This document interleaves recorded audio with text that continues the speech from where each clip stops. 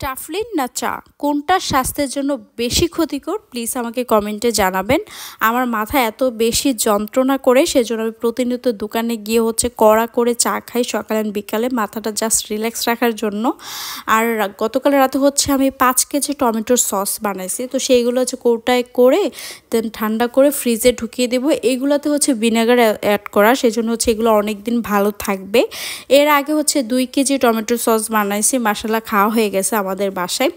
এই তো এগুলাকে একটু ঠান্ডা করে ফ্রিজে ঢুকিয়ে দিব। আর আজকে যেহেতু মেয়ে স্কুলে যাবে না সেই জন্য আমি একটু পেঁয়াজের রস অ্যাড করবো। আমার চুলগুলো পড়ে যাচ্ছে, আর আমার চুলগুলো যেহেতু রিসেন্টলি রিবোনিং করা আছে, তো এইগুলোতে পেঁয়াজের রস ইউজ করলে ক্ষতি হবে কি ভালো হবে সেটা আমি জানি না, বাট আমাকে যেই মেডিসিনটা সাজেস্ট করছে এটা খিলখিতে পাওয়া যাচ্ছে না, তো আমি আর উপায় না পেয়ে আমার চুলগুলোকে রক্ষা করার জন্য আমি একটু পেঁয়াজের রসটা ইউজ করছি। পেঁয়াজের রসটা খুব উপকার চুল বন্ধ হওয়া থেকে, তো সেই জন্য দিয়ে নিচ্ছি।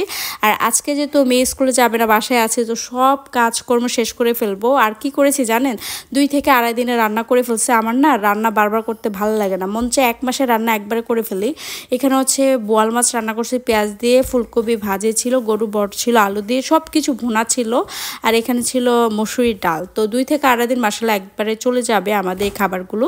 আর আজকের জন্য একটু ভাত রান্না করছি, আর রান্না করে একদম ক্লিন করে সব কিছু ঢেকে ঢুকে আমি একদম রান্না করতে চলে আসছি। এসে ফার্স্টে এক ধাপে ওয়াশিং মেশিনে কাপড় ওয়াশ হয়েছে, বিছানার চাদর কাঁথা।